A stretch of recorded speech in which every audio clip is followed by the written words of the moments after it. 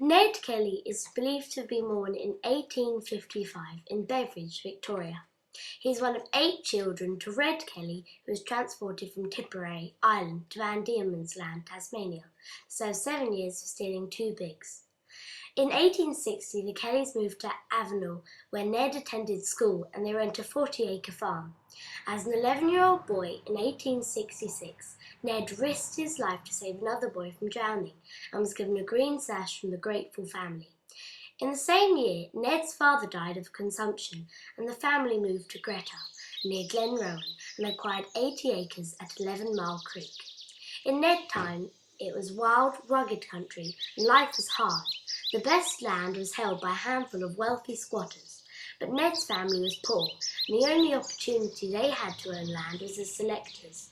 For many, it was an impossible situation, with the selections of land too small and the soil too poor for them to make a living.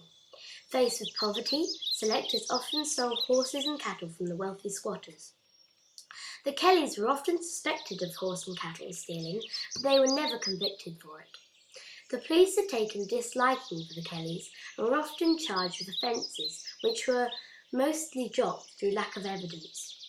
In 1869, a passing Chinese pig and fowl trader named R. Fook visits the Kelly family farm asking for water.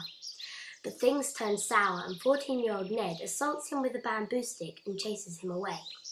R. Fook went to the police and Ned was held on remand for 10 days, but the charge was later dismissed. Ned became the helper of an experienced bushranger, Harry Power, who was an ex-convict who had taken to the bush after escaping from Pentridge jail. Together they robbed highway travellers, and Ned was charged with robbery under arms and held in custody for 7 weeks, but again the charges were dismissed.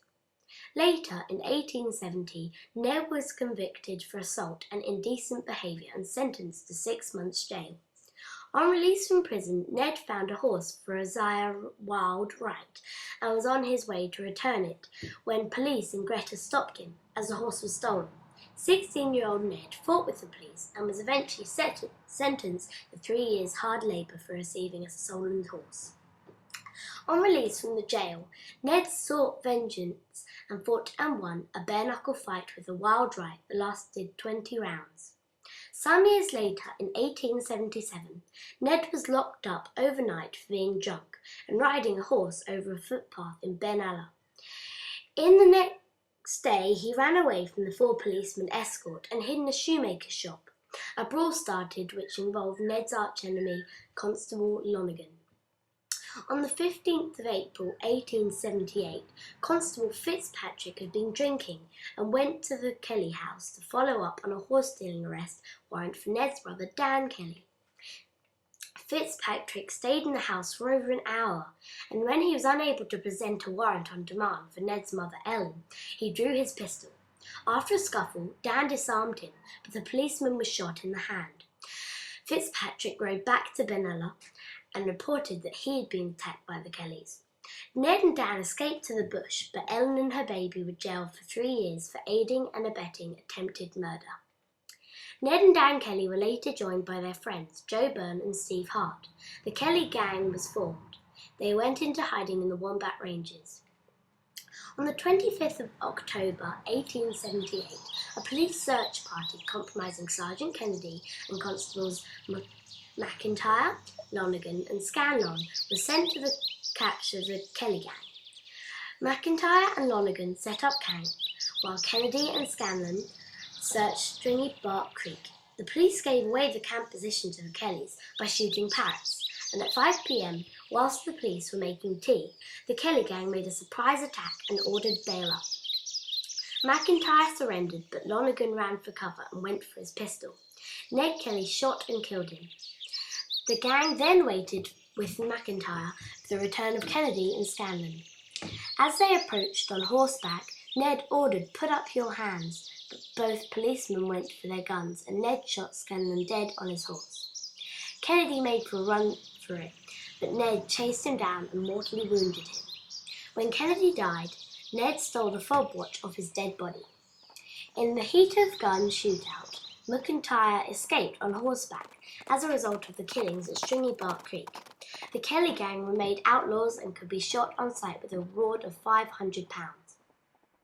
2 months later, in December 1878, the gang bailed up the homestead of Faithful's Creek, leaving Joe Byrne in charge of the prisoners.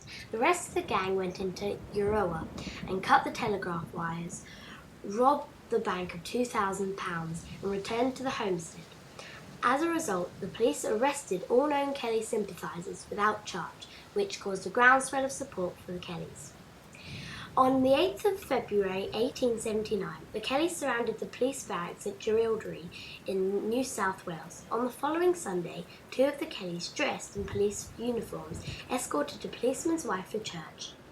On Monday, with their police prisoners, the Kellys held up the Royal Hotel and took £2,000 from the adjoining bank and burnt mortgage papers in the hotel. Ned recited the famous Jerilderie letter describing his view on the happenings and treatment of his family and Irish Catholics by the police, which was later sent to the Governor of Victoria. As a result, the reward for the Kellys was increased to £8,000, equivalent to $2 million today. The Kellys discovered that their former friend, Aaron Sherritt, had informed police about a planned robbery of the banks in Benalla. On 26th of June 1880, the gang went to Sherritt's house in Sebastopol, and Joe Byrne shot and killed him. The next day, the Kellys held up the townsfolk of Glenrowan in Annie Jones' Inn. The Kellys uplifted the railway tracks in hope of derailing the police train that was bound for Glenrowan, but the local teacher, Thomas Kernell, warns the train with a lantern wrapped in a red scarf, and the police arrive safely.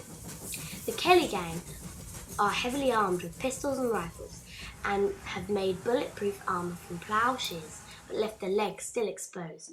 The armour was 6 millimeters thick and weighed 41 kilos each. The 21 police and blackjackers from the train surrounded the inn with the gang and about 40 hostages inside. The siege of the inn started at about 3 a.m. and went through the night into the next day. It was dark and therefore difficult for the police to fire their guns accurately.